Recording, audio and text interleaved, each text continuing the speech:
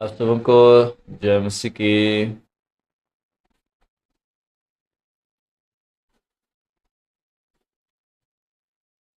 आइए हम रोमियो 8 अध्याय का वचन देखेंगे।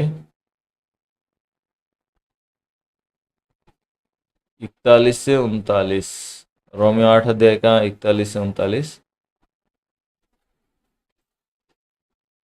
अतः हम इन बातों के विषय में क्या कहें? यदि परमेश्वर हमारी ओर है तो हमारा विरोधी कौन हो सकता है?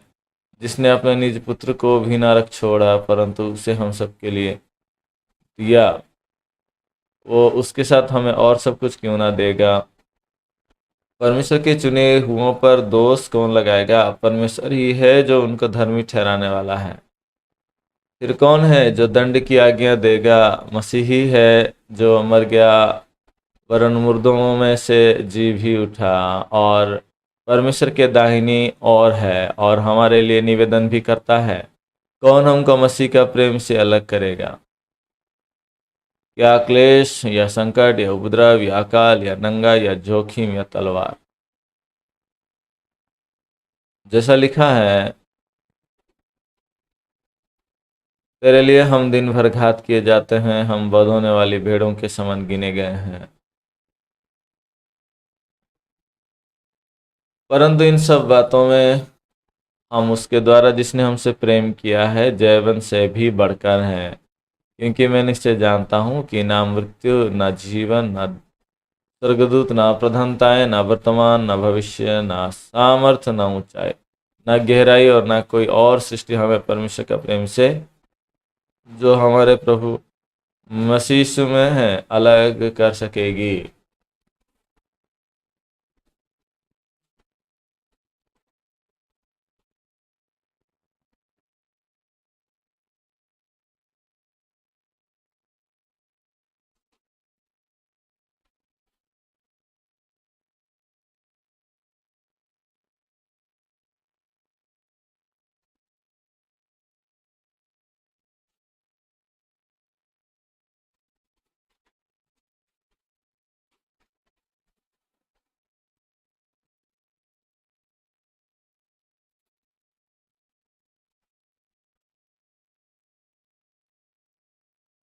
और रोमियो 8 अध्याय 31 से 39 तक आज वचन को हमने पढ़ा।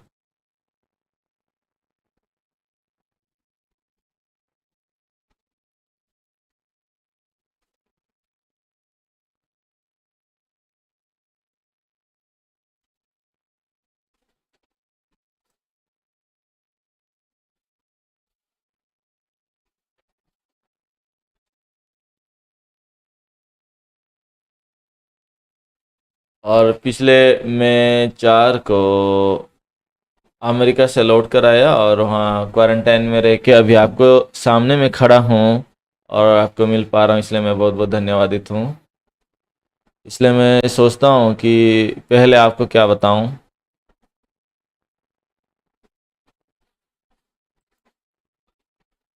तो मैं आप सबके सामने एक बात कहना चाहता हूँ कि आत्मिक जीवन हम परमेश्वर को विश्वास करना है।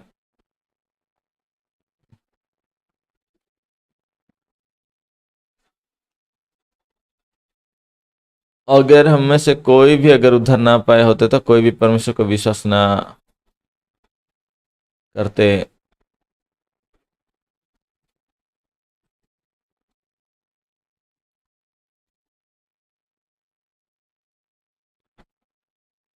तो हाँ, अनेक लोग हैं जो कहते हैं कि मेरे पास विश्वास है और मैं प्रभु को विश्वास करता हूँ कहते हैं,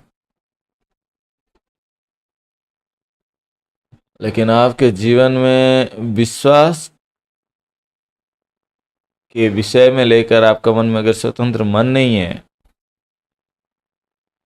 आप स्वतंत्र नहीं हुए हैं, तो यद्यपि आप उद्धार पाए हैं फिर भी आप प्रभु के द्वारा अगुवाई नहीं किए जाएंगे और प्रभु को विश्वास करने का अनुभव भी नहीं पाएंगे।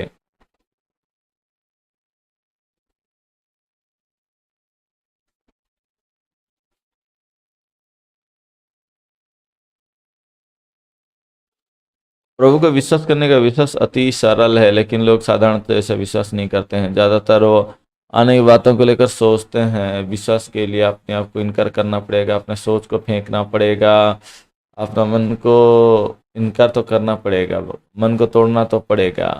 इस प्रकार अनेक लोग सोचते हैं, लेकिन ऐसी बात नहीं है कि आपको कुछ कोशिश करना पड़ेगा अपने सोच विचारों को फेंकने के लिए।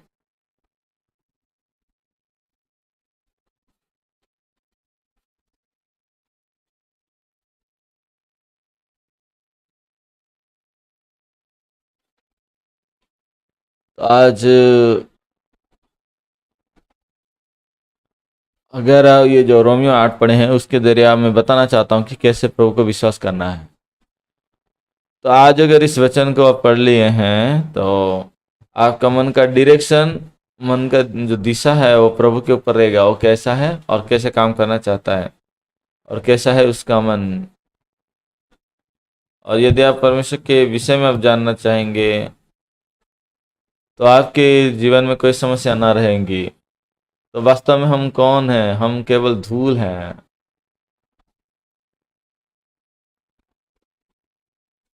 और मुझसे भी महान परमेश्वर हैं जो शक्तिशाली हैं, और हम वो छोटे लोग हैं, और हम उतना अ, ध्यान लगाने वाले लोग नहीं। आप अगर परमेश्वर को विश्वास करेंगे तो आप कौन है वो इतना महत्वपूर्ण नहीं है, लेकिन बाइबल कहता है आप परमेश्वर का मन को जानना चाहिए।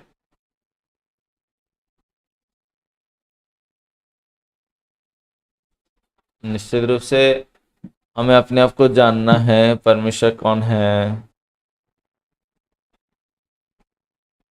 अगर आप परमेश्वर को जानते हैं, परमेश्वर को विश्वास करेंगे,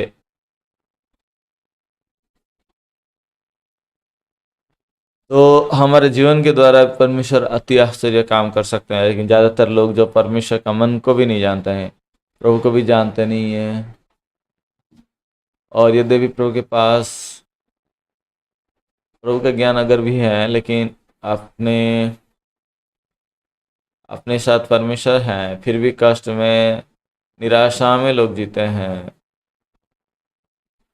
मैं आपको एक आसान सवाल कहना चाहता हूँ, आप उधर पाए हैं क्या? बहुत उधार पाए हैं क्या? ये बहुत सरल सवाल है। हाँ, मैं भी उधार पाया हूँ। इब्रानियों 2 अध्याय अगर हम बाइबल देखेंगे, चलिए देखते हैं इब्रानियों 2 का 3। इब्रानियों 2 अध्याय का 3 वचन।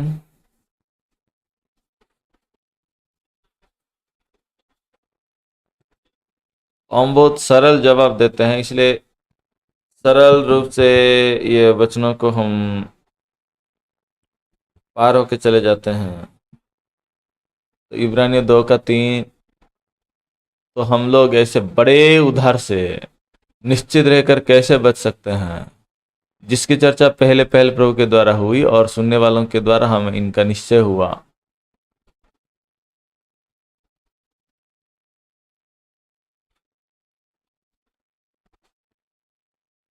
तो चलिए यहाँ इस बात को लेके हम सोचेंगे। यहाँ महान उद्धार के वास्ते लिखा हुआ है, तो आपके मन में उद्धार कितना बड़ा है?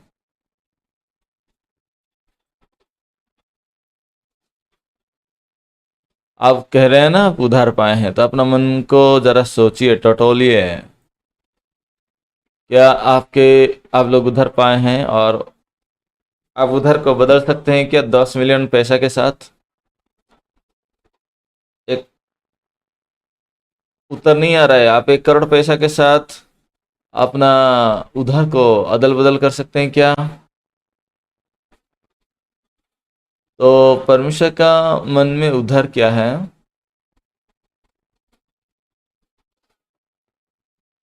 प्रभु के मन में तो ये उधार बहुत बड़ा है। और अगर इस उद्धार को अगर आप हल्के से लेंगे तो आप कैसे उधार पाएंगे? लेकिन लोग जो है आसानी से ये उधार के विषय को बहुत हल्के से लेते हैं। इसलिए हम किस बात को लेके हमारा ध्यान है। हम उधार पा के कैसे जिएंगे उसमें ज्यादा हमारा ध्यान है। बाइबल तो ये नहीं पूछ रहा है कि आप कैसे जिए रहे हैं, कैसे जिएंगे। बाइबल कहता है कि कैसे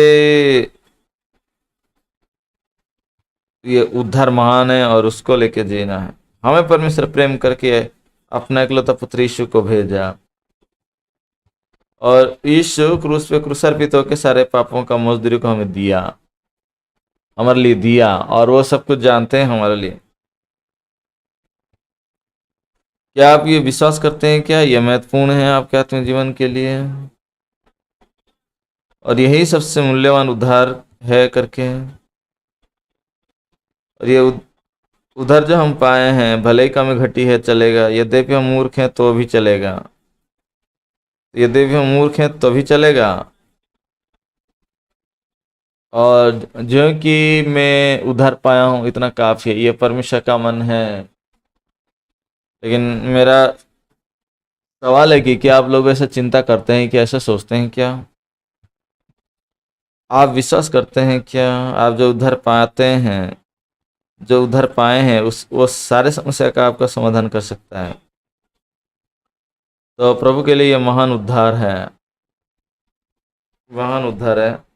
और प्रभु कह रहे हैं, आप अगर ये महान उद्धार को अगर आप हल्के से लेंगे तो कैसे उद्धार पाएंगे?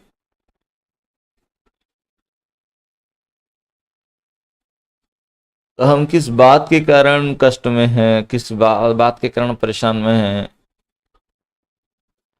लेकिन हम जो उद्धार पाए हैं वो कितना महत्वपूर्ण बात है। और आज आप लोग और कोई ज़्यादा बड़ी बातें पाना चाहते होंगे, अनेक बातें लाभ करना चाहते होंगे, लेकिन वो प्रभु का मन से संपूर्ण भिन्न बात है।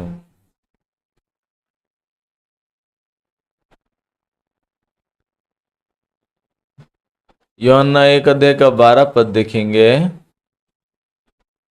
यूहन्ना 1 का 12।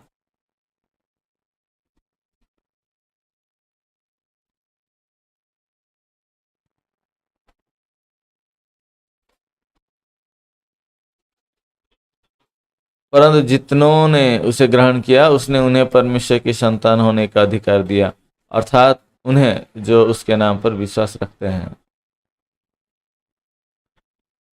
तो हम जब उधर पाए हैं, परमेश्वर हमें अपने बेटा होने का अधिकार दिए।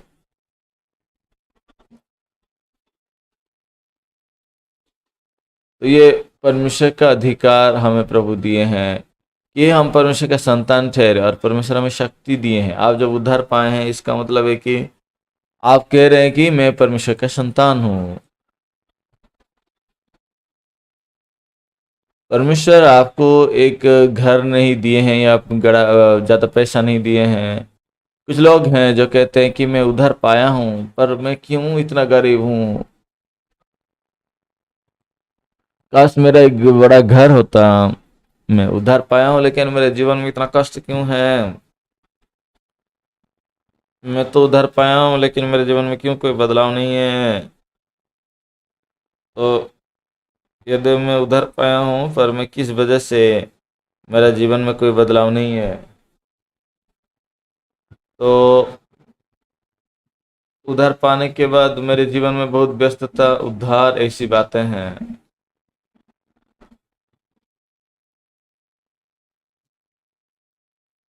आप उधर पाने के बाद परमेश्वर अपना आपका ख्याल रखते हैं, तो आप दिल में विश्वास से विश्राम ले सकते हैं। और जब आप उधर पाए हैं, परमेश्वर आपको एक अधिकार दिए हैं कि आप परमेश्वर के संतान ठहरे, और ये अति महान बात है। आप इस बात को कभी हल्का ना लें।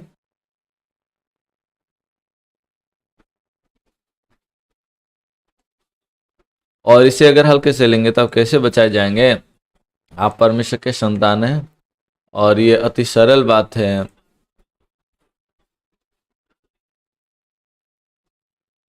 तो आप अपने आप को पूछिए, क्या यही सब कुछ है? मैं तो परमेश्वर का संतान हूँ, मुझे कोई बात में चिंतित नहीं हो, क्योंकि मेरे पिता, मेरे पापा मेरे लिए कार्य करेंगे।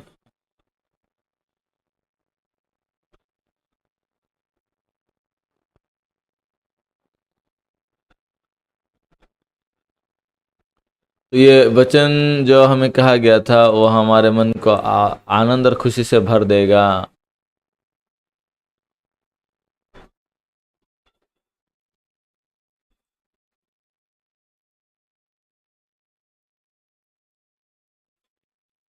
तो लोग भले ही कहते हैं कि हम उधर पाए, लेकिन उनका मन में अनेक कष्ट दर्द से मन भरा हुआ है।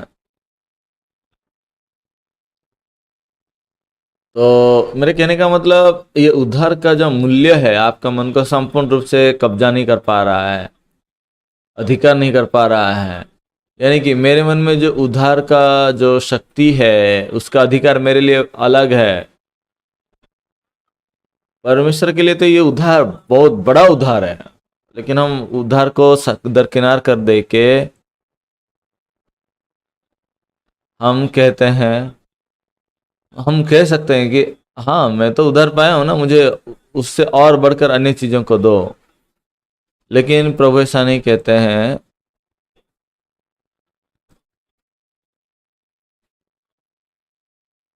तो परमेश्वर हमें अपने संतान होने का अधिकार दिए। हम गलातियों का वचन खोलेंगे, वचन गलातियों, गलातियों 3 अध्याय,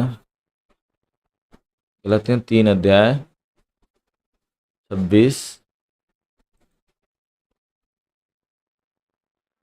क्योंकि तुम सब उस विश्वास के द्वारा जो मसीह यीशु पर है परमेश्वर की संतान हो। क्योंकि तुम सब उस विश्वास के द्वारा जो मसीह यीशु पर है परमेश्वर की संतान हो।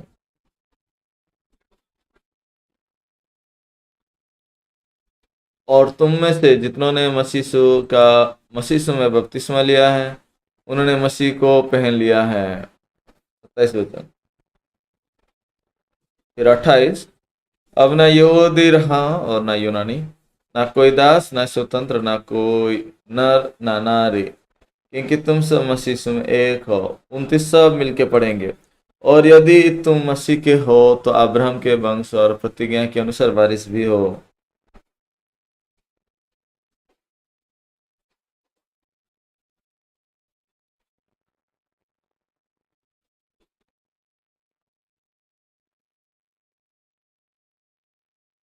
तो परमेश्वर हमें उद्धार जब दिए हैं तो अपना बेटा बना लिए हैं, हम जो परमेश्वर के संतान ठहरे हैं। तो लिखा है,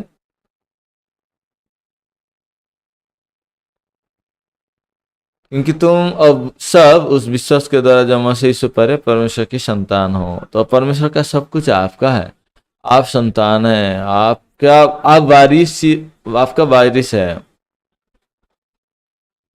तो परमेश्वर हमारे पिता हैं, तो परमेश्वर का सब कुछ हमारा है। इसके बारे में सोचिए। आप जवाब देने से पहले सोचिए। परमेश्वर का सब कुछ आपका है, परमेश्वर का ज्ञान, परमेश्वर का अधिकार, ये सब आपका है। तो फिर आप क्यों कहते हैं कि मैं कष्ट में हूं? फिर आप क्यों कहते हैं कि मेरे पास नहीं है? तो फिर आप क्यों कहते हैं कि मेरा अभाव है? क्यों आप कहते हैं कि मेरे द्वारा नहीं हो पाएगा? आप क्यों कहते हैं कि मुझे पता नहीं?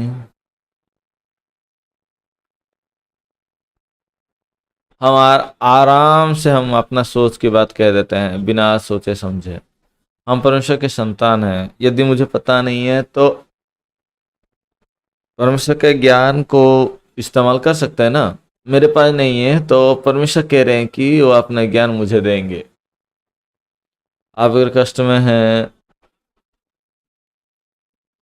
तो फिर आप प्रभु को विश्वास नहीं कर रहे हैं। आप खुश हैं तो आप उन पे विश्वास करते हैं। आप आश्चर्य होते होंगे कि परिस्थिति बदलता है कि नहीं है।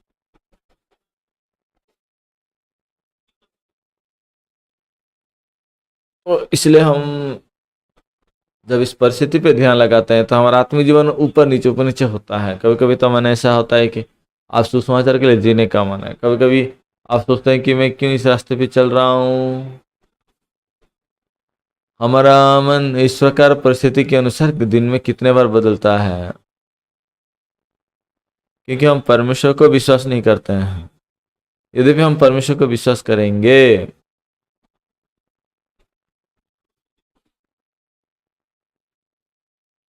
वास्तविक रूप से आपके मन में अगर मैं परमेश्वर का संतान हूँ ये स्थिर हो जाएगा ना, आप सबसे खुश और आनंद हो जाएंगे।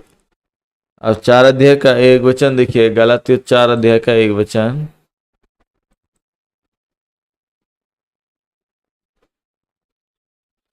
मैं कहता हूं कि वारिस जब तक बालक है, यद्यपि सब वस्तुओं का स्वामी है, तो अभी उसमें और दास में कोई भेद नहीं है।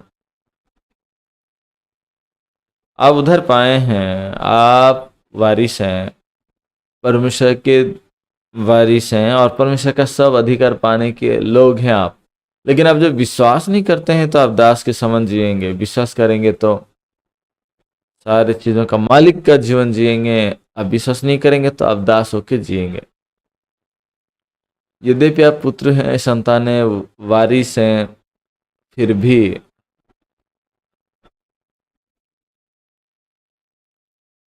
तो लिखा है कि जब तक वो बालक है, यद्यपि सब वस्तुओं का स्वामी है, तो भी उसमें और दास में कोई अंतर नहीं। आपका अभाव समस्या कभी समस्या नहीं है। तो आप क्यों ऐसा जी रहे हैं भाई, आप बहन ऐसा क्यों जी रहे हैं? हम जब इस प्रकार बातें सुनते हैं, आप ऐसा क्यों सुनते हैं? हम सुनते हैं कि हाँ मैं ऐसा क्यों गलत जी रहा हूँ, मेरा मन को बदलना चाहिए, मुझे बदलना चाहिए।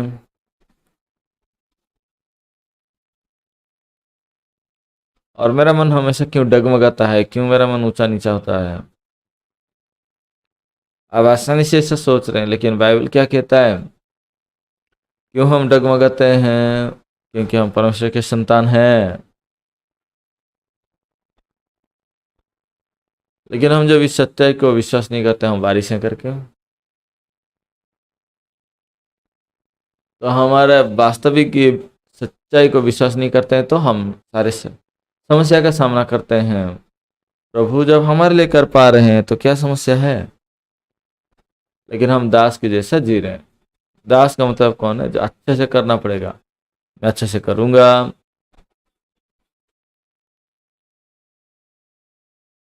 लेकिन किसके पास ये मैं अच्छे से करना है करके मन रहेगा? वो दास है। अगर दास के जैसा सोचेगा तो कोई समस्या नहीं है। लेकिन आप कर्ता मालिक हो, क्या आप जो नौकर की तरह जिएंगे और सोचेंगे, ये समस्या है। आप समझ रहे हैं क्या?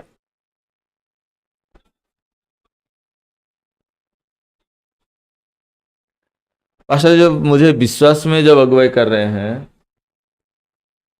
तो मुझे देख के कभी कभी इतना घुटन सा महसूस करते हैं और कहते हैं पास्टर लीम, मैं तुमको जब देखता हूँ मुझे बड़ा घुटन सा लगता है। तब मुझे घुटन सा महसूस होता है। पास्टर माफ कीजिए मुझे, लेकिन मेरा बात पास्टर एक भी नहीं सुनते और बोलते हैं तुम्हें जब भी देखता हूँ ना मुझे बड़ा घुटन सा लगता है। पास्टर मैं इन दिनों में ऐसा जी रहा हूँ। तीसरी बार ऐसा पास्टर ने कहा।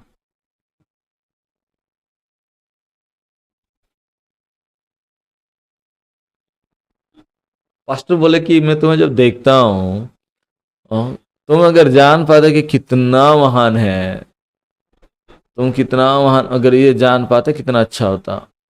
और इसलिए पास्टर कह रहे हैं तेरा सोच फेंक, तेरा मन को तोड़, तो कुछ भी नहीं है।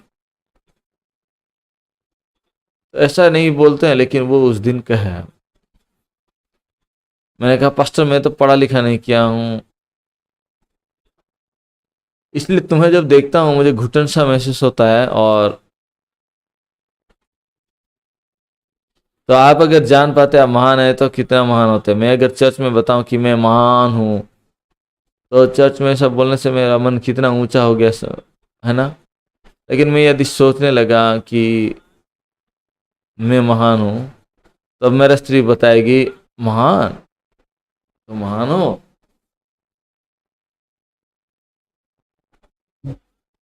तो पास्टर मैं अगर अपने आप को महान बोलूंगा तो मेरा स्त्री बोलेगा तू हठीला है। तेरा हठीला तो पेट के अंदर से अभी निकला है।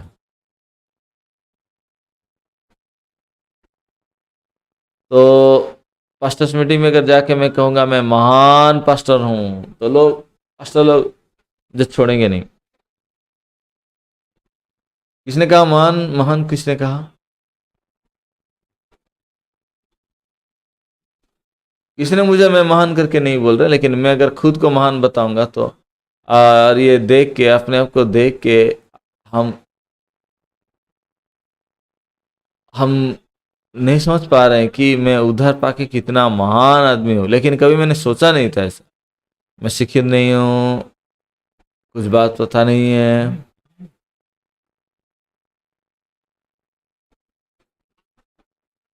तो मेरे स्त्री की दृष्टि में भी और कलिसिया में भी मैं अनेक समस्या किया हूँ। चर्च में, कलिसिया में, परिवार को, सबको कष्ट दिए हैं। लेकिन कैसे मैं बता सकता हूँ कि मैं महान हूँ?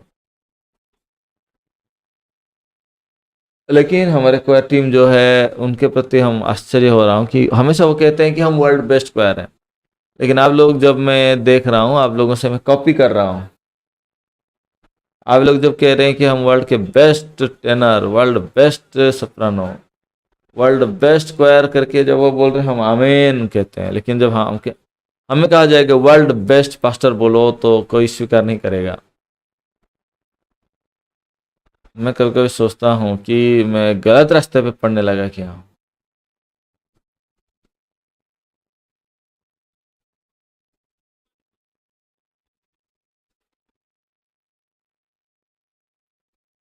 तो पास्टर मुझे कह रहे हैं कि तुम महान पास्टर हो, और मैं जब उस स्क्वायर टीम का मीटिंग में आता हूँ उनके साथ बातचीत करने के लिए, तो मैं बहुत ईर्ष्या करता हूँ उनको। तो कैसे ये क्वायर के सदस्यों के मन में ऐसा मन भरा है कि हम वर्ल्ड बेस्ट क्वायर है बोलते हैं। इसलिए पास्टर के साथ मेरा मन भी एक किया, और पास्टर मेरे साथ जब भी होते थे मुझे देखने पे बहुत उनको घुटन सा लगता था। पास्टर पूछे तो बाइबल पढ़ता है? मैं कहा हाँ पास्टर।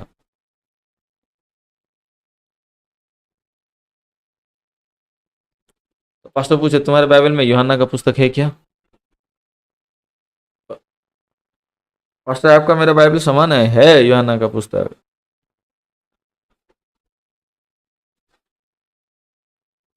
तो ये यूहन्ना का पुस्तक पढ़ के भी इतना क्यों बोल पा रहे हो? कैसे बोल पा रहे हो? तो यूहन्ना 14 का 12 वचन उसने निकाल कर मुझे पढ़ा दिए। लिखा है, मैं तुमसे सच सच कहता हूँ कि जो मुझ पर विश्वास रखता है, ये काम जो मैं करता हूँ वो भी करेगा, वरन इनसे भी बड़े काम करेगा, क्योंकि मैं पिता के पास जाता हूँ।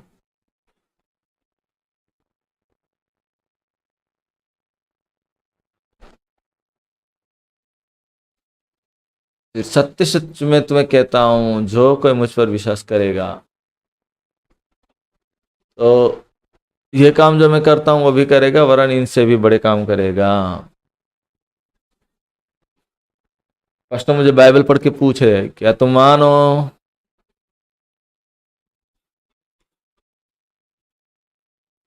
अब ये वचनों को पढ़ेंगे तो आप ऐसा नहीं बोल पाएंगे कि मैं महान नहीं हूं, ऐसा तो कभी नहीं बोल पाएंगे। यीशु कह रहे हैं कि जो मुझ पर विश्वास करेगा, तो जो काम मैं ये करता हूँ उसको भी करेगा, और इससे बढ़कर भी बड़े काम करेगा। आप अगर कहते हैं कि मैं यीशु से भी महान काम करूंगा, महान बनूंगा, तो लोग क्या बताएंगे? आप अगर यीशु के जैसा अगर कर सकते हैं तो कितना बढ़िया से कर पाएंगे। लेकिन कोई कहता है मैं यीशु के जैसा काम करता हूँ, लोग सुनेंगे तो क्या कहेंगे लोग? अगर आप बोलेंगे कि मैं यीशु से भी बड़े काम करता हूँ, मैं सोचता हूँ अगर क्वायर टीम ऐसा कहता है तो चलता है, लेकिन बाहर जाके आप नहीं कह सकते। क्वायर टीम तो आमीन बोल पाएंगे। आमीन। आप वर्ल्ड बेस्ट स्क्वायर हैं आप सब। अगर खोल के बताऊं तो मैं जब यहाँ खड़े हो रहा हूँ, लेकिन आप लोगों से भी मैं भयंकर इंसान हूं मैं। लेकिन परमेश्वर मुझे कह रहे हैं कि तू महान है।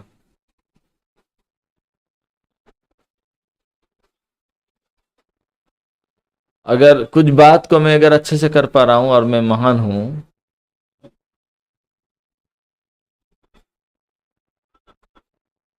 और हम वचनों को जब देख रहे हैं सबसे अति महान है करके, लेकिन आप क्यों नहीं बोल पा रहे हैं? जब अपने आप को आप देखते हैं, आप जब अपने आप को देखते हैं आप कोई महान इंसान नहीं है। लेकिन प्रभु को विश्वास करने का मतलब है प्रभु का वचन जैसा है वैसे ग्रहण करना और विश्वास करना। तो परमेश्वर आपके मन को वचन के अनुसार बदल देंगे, वो है बाइबल। पास्टर पूछे क्या तुम महान हो? मैं कहा हाँ पास्टर मैं महान हूं।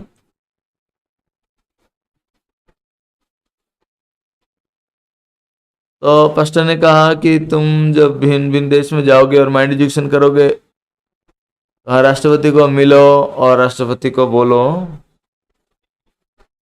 मुझे एम्बेसडर बना दो। मैं पास्टर का बात सुन के हाँ नहीं बोल पाया। बाइबल कह रहा है कि तुम मानो, लेकिन पास्टर कह रहे हैं कि राष्ट्रपति को मिलो और राजदूत बनाओ। पास्टर की बात सुन के मैं हाँ नहीं बोल पाया।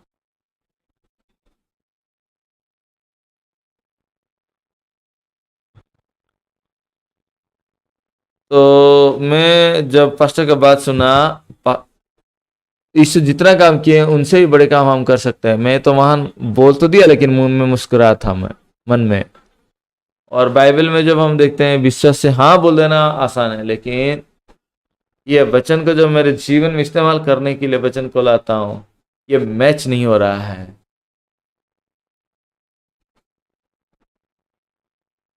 लेकिन उस पल से जब भी मैं बाहर जाता हूँ, गवर्नमेंट ऑफिसर लोगों को मिला, मैं उनको कह रहा था क्या मुझे आप एम्बेसडर बनाइए, राजदूत बनाइए आपके देश का। पास्टर जैसा कहे थे उस वचन के अनुसार वैसे ही हो रहा है। और सबसे आश्चर्य बात क्या है,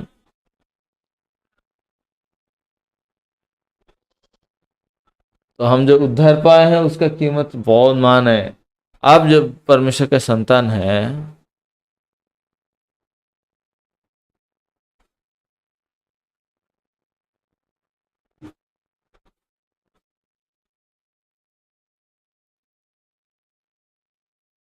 तो हमारा सब कुछ परमेश्वर के पास है।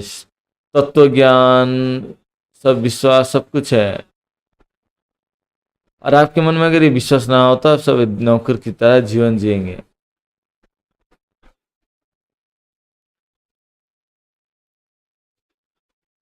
तो दास लोग वही हैं जो काम खत्म करने के बाद भी विश्वास नहीं कर पाते हैं, ये दास हैं। तो किसी का गलती होता है और गलती को ग्रहण नहीं किया जाता है, तब भी वो दास है। लेकिन आपके मन में अगर विश्वास है, आप संतान का जीवन जिएंगे, एक कर्ता का जीवन जिएंगे, वारिस का जीवन जिएंगे। नहीं है तो आप दास का जीवन जिएंगे। आप अगर दास का जीवन जी रहे हैं तो कोई समस्या नहीं है, परंतु कर्ता होके जिए, मालिक बन के जिए, बेटा बन के जिए। और अगर आप दास के जैसा जी रहे हैं तो बड़ा समस्या है।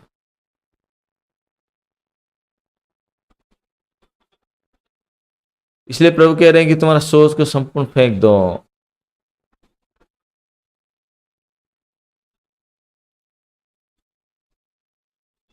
तो एक है अपना चिंता को फेंक देना है, मतलब जो वचन को विश्वास ना करने का मन है उस मन को फेंक देना है।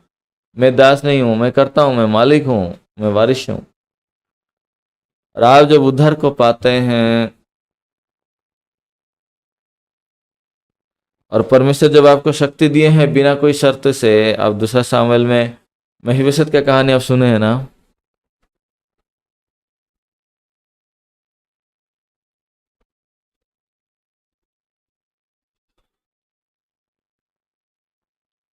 पिताजी प्रतिज्ञा किया था दाऊद के साथ, इसलिए महीबसत दाऊद को मिल सका।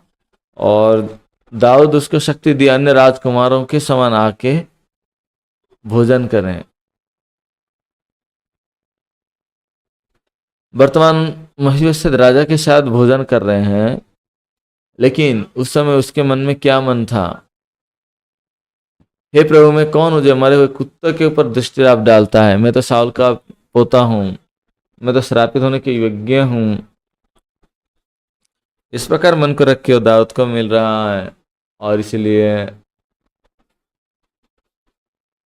जब अब्सालम अपने पिता के विरुद्ध षड्यंत्र करके मारना चाहता था, क्योंकि वो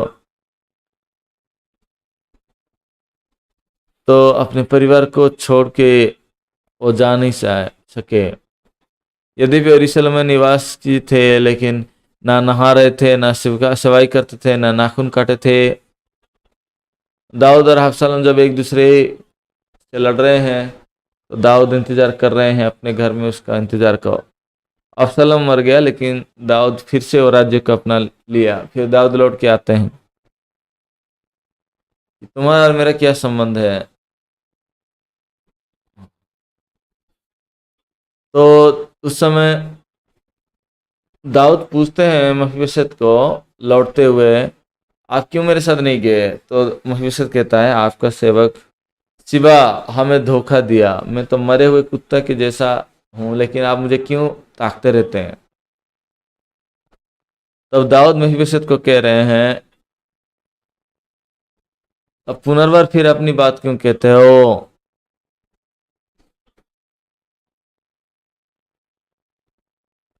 जो विश्वास को तुच्छ मानते हैं वो लोग अपनी बातें कहेंगे,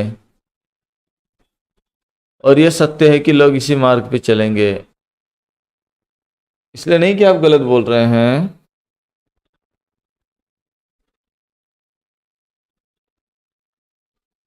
लेकिन आपके मन में अगर परमेश्वर का वचन का विश्वास नहीं है तो हमेशा अपनी कहानी सुनाएंगे आप। लेकिन जिनके मन में विश्वास है वो लोग केवल प्रभु की बात कहेंगे। मैं बाइबल पढ़ के बहुत धन्यवादित हूँ। कल मेरे ब्रदर्स मीटिंग में प्रचार किया था, मरकुस 5 अध्याय का वचन लेकर प्रचार किया था, जिसमें जायरस है, और जायरस की जो बेटी है मरने पर, और जायरस यीशु के पास जाके यीशु का विनती किया कि वो आए और उसके बेटी को बचा ले। लेकिन यीशु जा तो रहे हैं जायरस के घर में,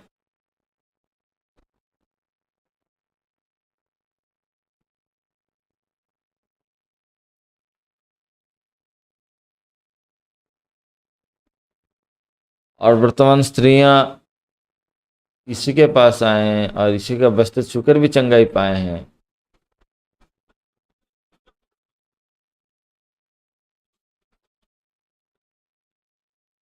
तो इनका एक समस्या है कि जब यीशु आते थे उस समय का है ये, अनेक डॉक्टर लोगों के पास जाके इलाज के लिए गए, अनेक पैसा खर्चा किए चंगाई के लिए, लेकिन उनका मन में क्या बचा था?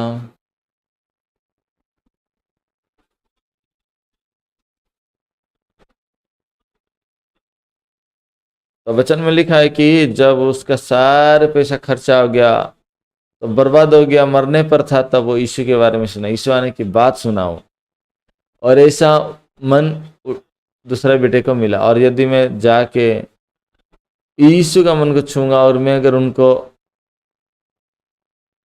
विश्वास होता है कि,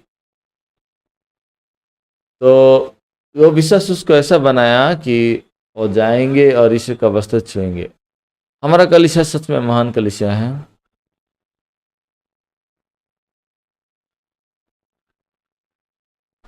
तो बहुत अफवाह फैलाई हुई है। आप जो वचन सुनते हैं, गवाही सुनते हैं, ये परमेश्वर का धून है। हाँ, परमेश्वर पास्टर के द्वारा ऐसे काम किया, अभी भाई बहनों के द्वारा परमेश्वर ऐसे ही काम करेंगे ना।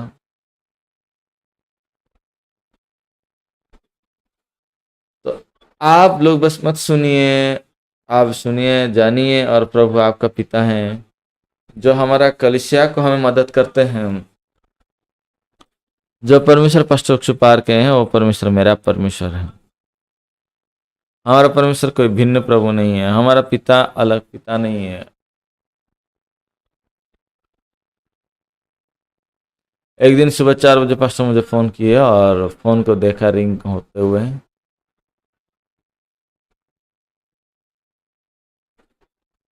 तो मैं जो हेलो किया तो मैं चौंक गया क्योंकि कॉल पास्टर पाक का था, लेकिन वहां और एक आदमी था जो किया। तो मेरा आवाज को क्लियर करने की कोशिश किया, लेकिन मेरा आवाज दब गया था।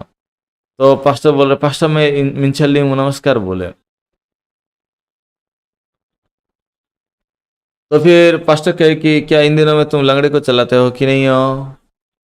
मैं अचानक पास्टर का ये फोन सुन के, फोन में सवाल सुन के चौंक गया। ऐसे सवाल कर रहे हैं जिनका मैंने कभी सोचा भी नहीं है। इन दिनों में आप लंगड़े को चलाते हैं कि नहीं है? तो इसका जवाब कैसे दूं मैं? मैंने कहा हमारे चर्च में कोई एक लंगड़ा भी नहीं आया है। तो पास्टर ने कहा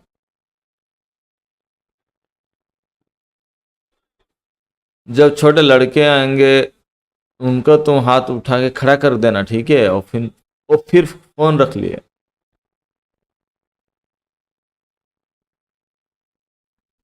तो वह परमेश्वर का दास है, तो इसलिए खाली कोई बात अनुभव नहीं है।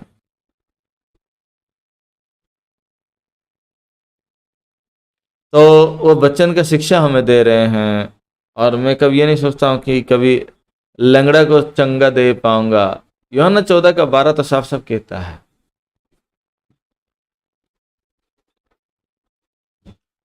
यदि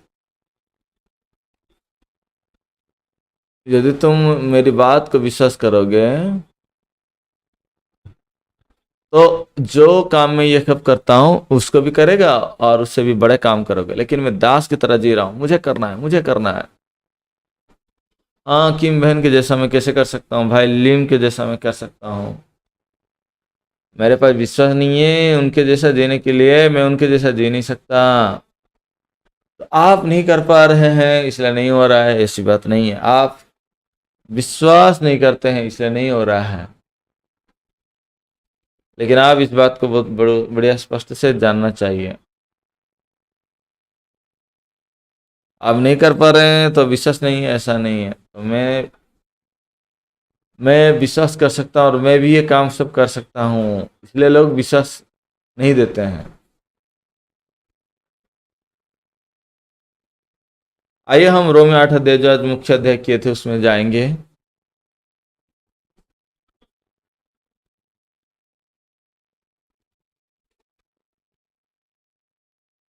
बाइबल में अनेक वचन प्रभु हमें जो दिए हैं उनमें से रोमियो 8 अध्याय का 31 वचन।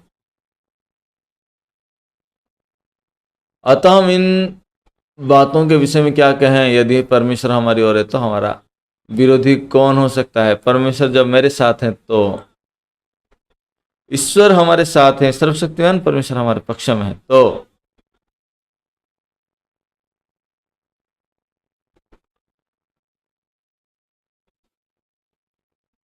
आप जरा सोचिए कि आपके पिताजी के पास 100 करोड़ पैसा है, तो आप क्या यहाँ आके बैठेंगे? क्या चुपचाप बैठे रहेंगे? बहुत मिलियन डॉलर है मेरे पिताजी के घर में, और आप अनेक कुछ करना चाहेंगे और कह सकते हैं, लेकिन उसमें कुछ लोग होंगे जो बोलेंगे आप ये मत करो। फिर बोलेंगे तुम्हारे पास तो कोई पैसा नहीं है, बस अभिलाषा है।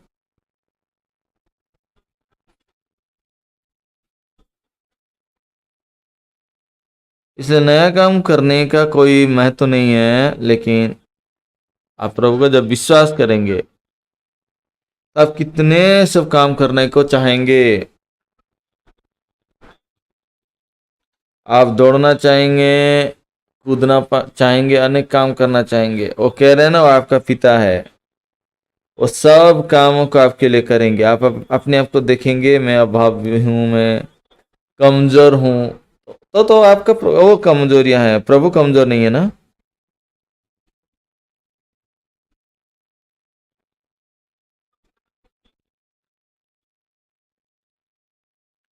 तो जो प्रभु कहे है ना अब्राहम को, जो कोई तुझे आशीष देगा मैं तुझे आशीष दूंगा, जो तुझे श्राप देगा मैं उसे श्राप देंगे। आप अगर मुझे तुच्छ मानेंगे तो जान रखिए, मुझे तुच्छ मानने से पहले 2-3 बार सोचो।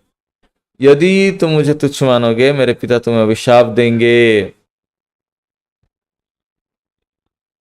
आपको अगर कोई तुच्छ मान रहा है तो आप दुखी होंगे या हंसेंगे?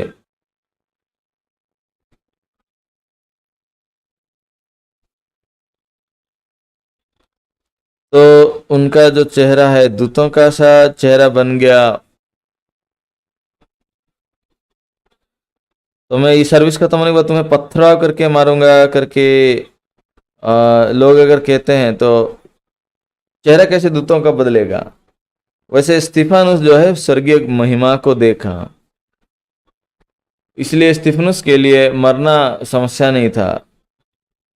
ओ क्योंकि मरने के बाद स्वर्ग जाएंगे, तो समस्या क्या है?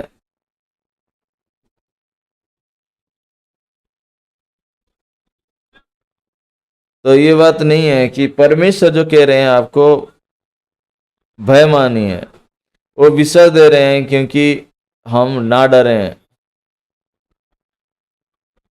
तो बाइबल कह रहा है, तो इन सब बातों में हम क्या कहेंगे? यदि परमेश्वर हमारे पक्ष में तो हमारे विरोध में कौन है? प्रभु हमारे पक्ष में है।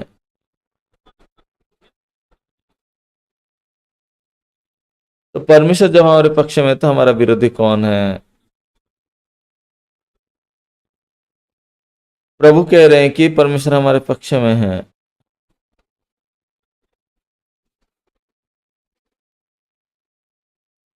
तो आप लोग देखिए 32 वचन को, जिसने अपने निज पुत्र को भी ना रख छोड़ा परंतु उसे हम सब के लिए दे दिया, वो उसके साथ हमें और सब कुछ क्यों ना देगा?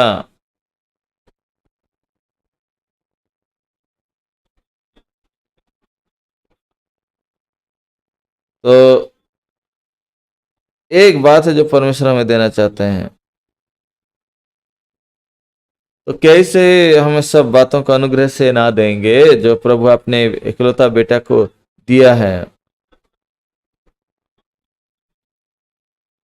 तो परमेश्वर तो फिर हमें सब बातों को क्यों ना अनुग्रह से दान नहीं देंगे? तो फिर आप ये महान उद्धार को हल्के से ना लेंगे।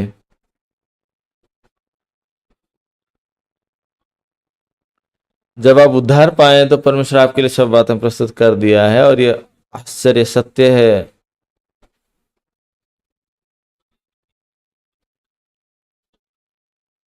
ये विषय जो है पास्टर हमें शिक्षा देना चाहते हैं।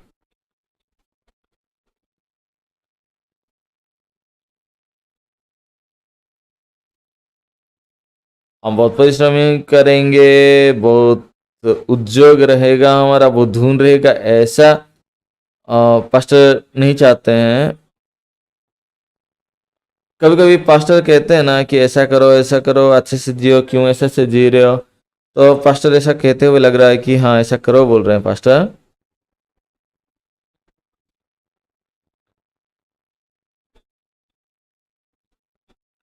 तो मेरा मन था क्या ऐसे जी सकते हैं क्या, ऐसा कर सकते हैं क्या, लेकिन पास्टर वो नहीं कहना चाहते हैं। पास्टर कहना चाहते हैं पास्टर लीम तुम परमेश्वर के संतान हो और तुम्हें इस जगह पे रहना उचित नहीं है। और प्रभु ने आदम को कहा कि तुम भूवंश हो जाओ और पृथ्वी का अधिकार कर लो, लेकिन आदम नहीं। शैतान के अच्छे और भले का फल खा के सब लोग पीड़ित हो गए, लेकिन आदम का मन में ये फल अधिकार किया, और संसार को जो अधिकार करने के लिए उनको प्रभुता करने का अधिकार मिला था। लेकिन आदम एक ऐसा व्यक्ति है जो सारे जीव जंतुओं का नाम दिया, और कितना महान व्यक्ति होगा वो ज्ञान परमेश्वर का ज्ञान है।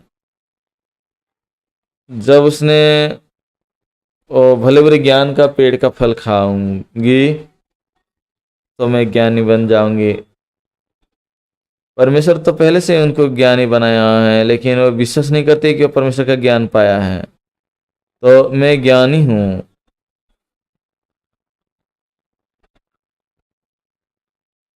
लेकिन उसका मन क्या है? शैतान के द्वारा बहकाया गया है और अभिलाषा के द्वारा चला जा रहा है। तो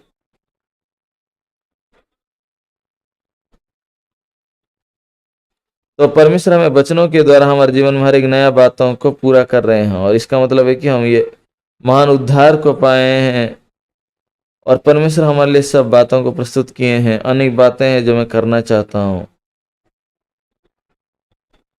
लेकिन वह ऐसा कुछ भी नहीं है जो मैं कर सकता हूँ, और अनेक बातें जो मैं करना चाहता हूँ, क्योंकि मेरे पास पिता हैं इसलिए। और ये अति महान बात है, परमेश्वर मेरे पिता हैं। तो मैं आज तक क्यों ऐसा जिया? क्योंकि मेरा भी एक बेटा और एक बेटी है, और मेरे बेटे कोई वादा नहीं करता। मैं उनको पूछता नहीं हूं कि तुम्हें क्या चाहिए, क्योंकि मेरे पास शक्ति नहीं है उन चीजों को पूरा करने के लिए। तो इसलिए मैं जो खरीद सकता हूँ उसको खरीद रहा हूँ। अगर उसको कार चाहिए तो मैं कार कैसे खरीद दे सकता हूँ? इसलिए क्या तुम्हें चाहिए? मेरे बेटे को मैं पूछ नहीं सकता,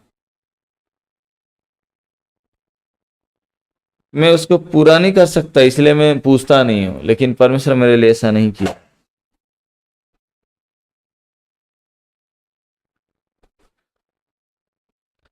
यदि परमेश्वर हमारी ओर है तो हमारे विरोध में कौन है? यदि परमेश्वर हमारे पक्ष में है तो हमारा विपक्ष कौन है? तो बाइबल में क्या लिखा है? अब अगर 35 वचन पढ़ेंगे तो, मसीह का प्रेम से हमें कौन अलग कर सकता है?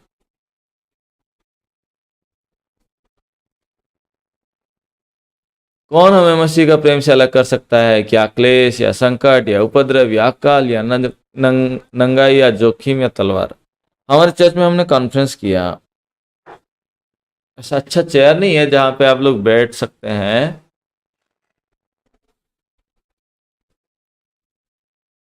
और हमारे चर्च में लकड़ी का चेयर था।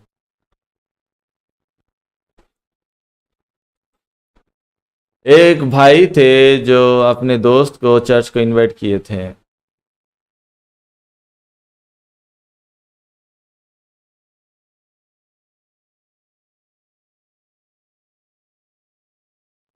एक भाई हैं जो हम अपना दोस्त को चर्च लाए थे, तो उन्होंने मुझे संदेश दिया। साधारण रूप से वो मुझे कोई मैसेज नहीं भेजते थे, लेकिन उस दिन उन्होंने मैसेज भेजा कि पास्टर मेरे दोस्त को लाया हूँ, आप कृपया प्रचार के बाद आप फेलोशिप करेंगे। हमारा प्यू है का, वो लकड़ी का बेंच है और उसमें वो बीच में बैठा हुआ था। भाई उनके बाजू में बैठता तो कितना अच्छा होता। हमारा चर्च का भाई का दोस्त आया था, वो उसका वो क्या है, बीच में 8 जनों के बीच में बैठा था। अगर उठ के जाएंगे तो दूसरे भाइयों को चेयर के बीचों बीच निकल के जाना पड़ेगा। लेकिन यू के साइड में सज्जर टाइप का है।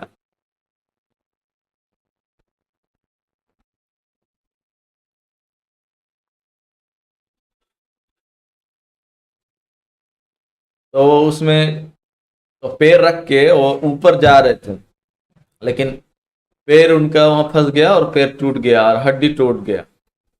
एक नया आदमी है, वो चर्च को आया, लेकिन मुझे उसको संगति करना था। पर हमारे चर्च का भाई उनको हॉस्पिटल लेकर गए, क्योंकि उनका पैर का हड्डी टूट गया। और हॉस्पिटल जब लेकर गए हैं तो उनका पंजर जो है ना, वो पंजर का हड्डी 12 हड्डी टूट गया था। फोन करके कह रहे हैं कि पास्टर अभी क्या करूंगा मैं?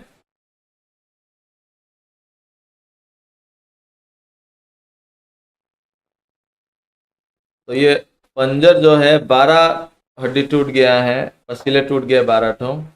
और उसको घर लेकर आ गए बाद में।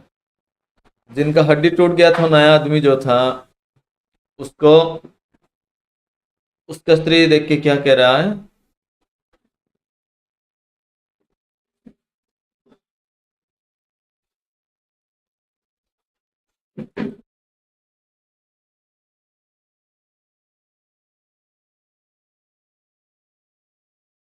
तो उस समय सब लोग पूछने लगे उसको कि तुम्हारा पंजर हड्डी टूट गया है, तुम्हारा पसली टूट गया है। किसी का भी पसली टूट जाएगा क्या? जिसका टूटा है उसका टूटा है ना, तो कैसे लगेगा? और बेवजह टूटेगा क्या? जिसका टूटना था उसका टूटा है, ऐसे ही नहीं टूटता है ना। आप लोग बढ़िया महान उत्तर दे रहे हैं, हमारे भाई और बहन। चर्च में हमारे भाई बहनों का किसी का भी पसीला टूट जाएगा क्या? तो और पसीली के टूटने के बाद क्या होगा? और उचित नहीं है, लोग ऐसा बोलेंगे कि बहुत हठीला था ना इसलिए टूट गया।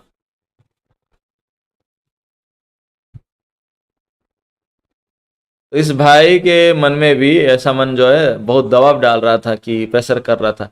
मेरा दोस्त को मैंने वचन को प्रचार किया, लेकिन उसका उसका हड्डी का नहीं टूटा था, ये भाई का हड्डी टूट गया था। क्यों? भाई बहन जब उसको फोन कर रहे हैं, तुम्हारा पंजा टूट गया, तुम्हारा पसली टूट गई, हमने सुना। हाँ, सच में हम देख रहे हैं कि तुम्हारा चाल चल, हम देख रहे हैं कि चाल चलन में बहुत अलग है, बहुत प्रचार किया ना इसलिए हठीला हो गए। प्रभु को जो काम करना था वो किए हैं। तो इसीलिए ये भाई का मरना बहुत कष्ट में आ गया।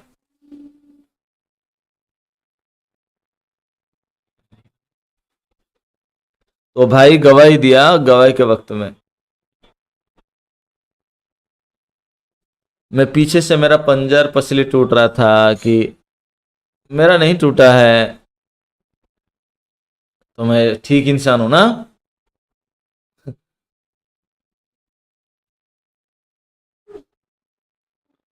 हाँ, मैं नम्र हूँ इसलिए मेरा पसेलिया पसेली नहीं टूटा है।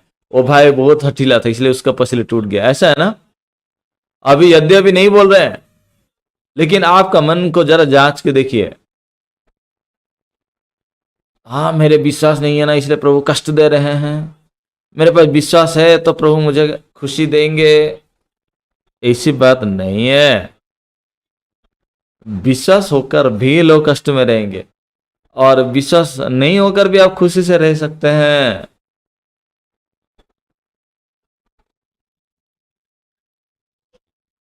तो प्रभु के बिना मैं खुश नहीं हूँ, प्रभु के साथ खुश हूँ, ऐसी बात नहीं है। आप मसीह में जब होते हैं उस समय तकलीफ भी आपको खुशी देगा। आपका मन का दिशा को बदलना जरूरी है। यह अच्छे बात हुआ, यह बुरे बात हो गया, ऐसी बात नहीं है।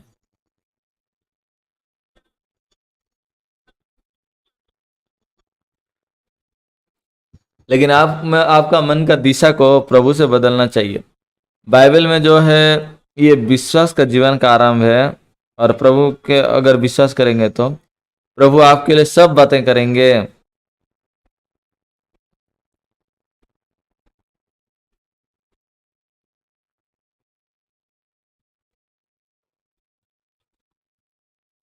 तो हमारे जीवन में क्लेश दुख दर्द ये कुछ भी नुकसान नहीं पहुंचा सकता, लेकिन उधार पाने के बाद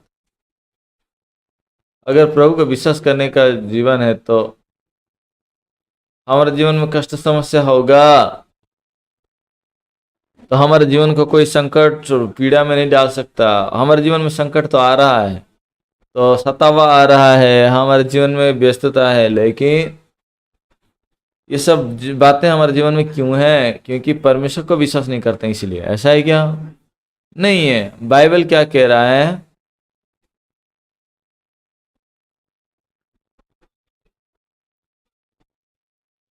उस समय प्रभु के द्वारा हमें सब बातों को जीतना है।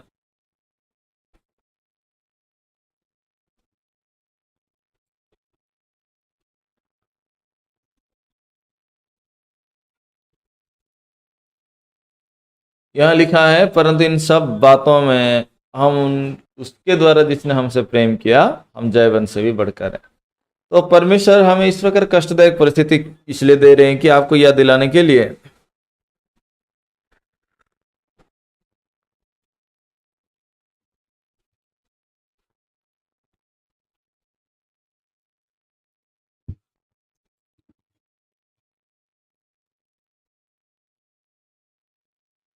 लेकिन परमेश्वर के द्वारा हम सब बातें कर सकते हैं। आपके पास कोई पैसा नहीं है, आपके पास समस्या है, तो भी समस्या नहीं है।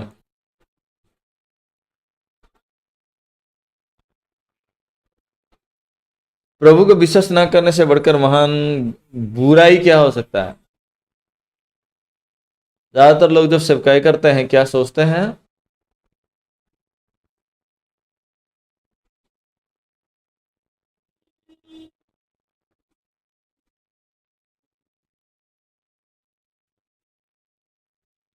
इसलिए ज्यादातर लोग प्रभु को विश्वास करना और से बढ़कर अपने दास को अगर आप विश्वास करेंगे,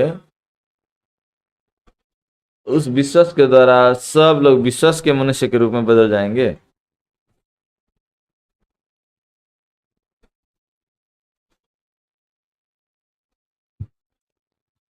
जिस उद्धार मैंने पाया है वो उद्धार अति महान है।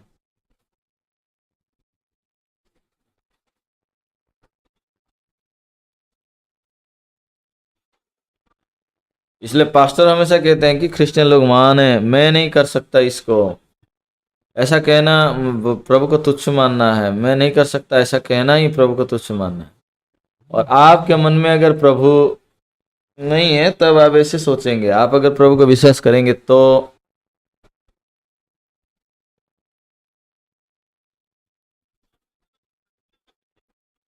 और परमेश्वर का वचन के अनुसार परमेश्वर हमें सब महिमा की बात देंगे। वर्तमान परमेश्वर मुझे क्या कह रहे हैं? मैं तुम्हें उद्धार दिया हूं, प्रभु कह रहे हैं।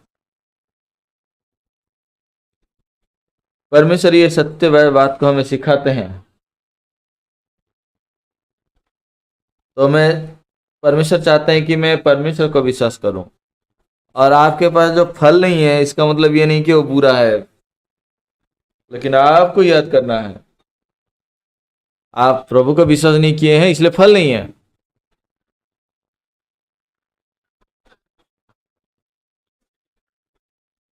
आप उद्धार जब पाते हैं परमेश्वर पहले से ही सब कुछ आपको दे चुके हैं। और ये सरल बात ये है कि आप मेरे बेटे बेटी हो, ये विश्वास करो।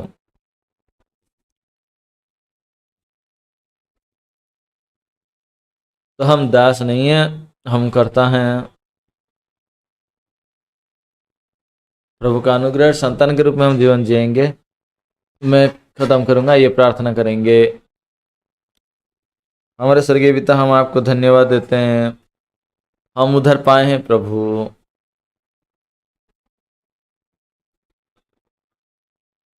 और यह महान वचन जो है प्रभु का महान शक्ति हमारे जीवन में दिए हैं। इसे लंबा समय तक और उधर पाने के बाद भी हम विश्वास नहीं करते हैं कि परंतु प्रभु हमारे ऊपर जो आशा है उसको अंत कर दीजिए ताकि वो क्रूस पे समाप्त किए जाए।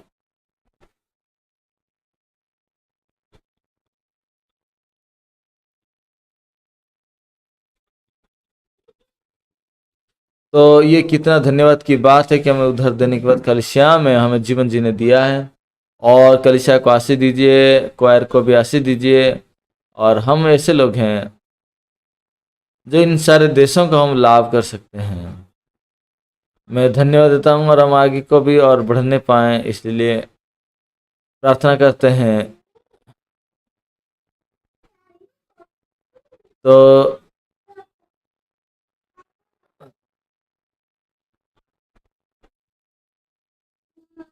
हम नई आशा से परमेश्वर जब उससे बात करेंगे तो हम विश्वास करते हैं। यीशु के नाम से प्रार्थना करते हैं, आमीन। तो अभी पास्टर से हम स्वागत करके